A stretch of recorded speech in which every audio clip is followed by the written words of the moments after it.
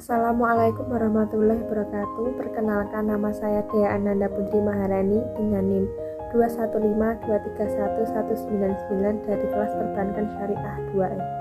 Di sini saya akan menceritakan kembali tentang Perjanjian Giyanti dan terbelahnya Jawa. Perjanjian Giyanti merupakan suatu peristiwa besar di masa silam.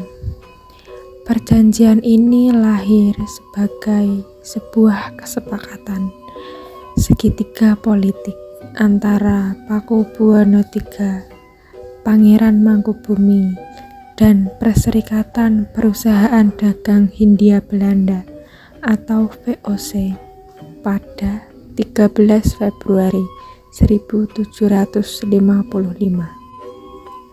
Nama Giyanti diambil dari lokasi penandatanganan perjanjian, yakni di Desa Janti. Sekarang dikenal dengan Dukuh Kerten, Jantiharjo, Karanganyar, Jawa Tengah.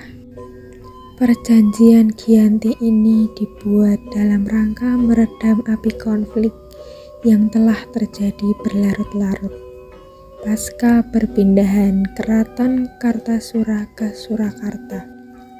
Ketika itu, Mangkubumi yang membantu Pakubuwono II dalam meredakan api konflik mendapatkan hadiah berupa sebidang tanah dari Pakubuwono II. Namun, luas tanah tersebut yang diberikan rupanya menimbulkan kecemburuan. Perlawanan ini mendorong Gubernur VOC untuk Jawa Utara, Nicholas Harting, mengambil sikap. Untuk menyelamatkan daerah operasionalnya secara tertutup, Harting melakukan perundingan dengan Pangeran Mangkubumi.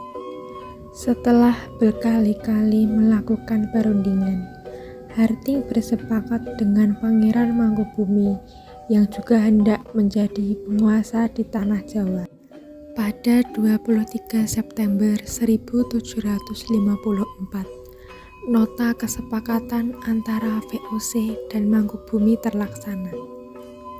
Nota tersebut menyatakan bahwa Pangeran Mangkubumi mendapatkan wilayahnya.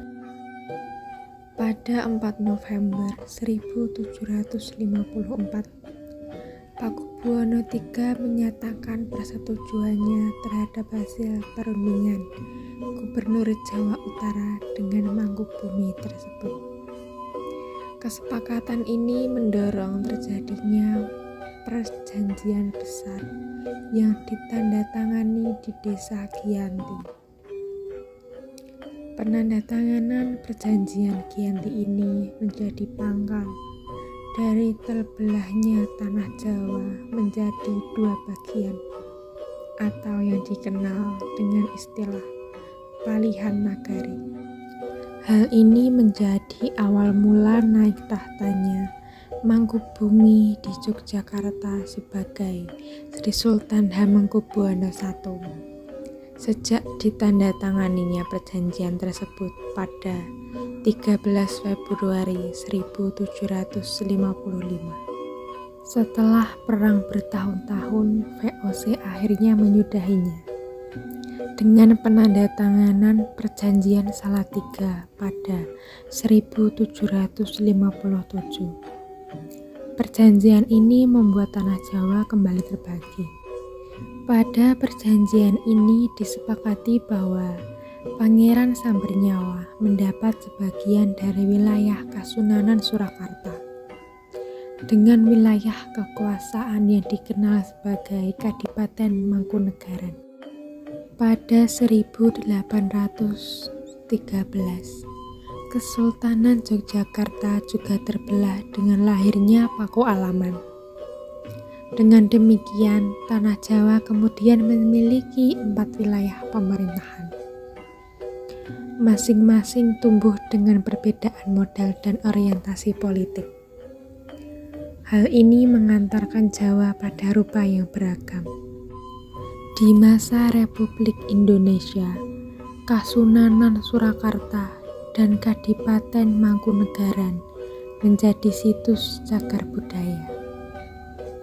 Sementara wilayah Yogyakarta yang di dalamnya juga terdapat Paku Alaman menjadi daerah istimewa.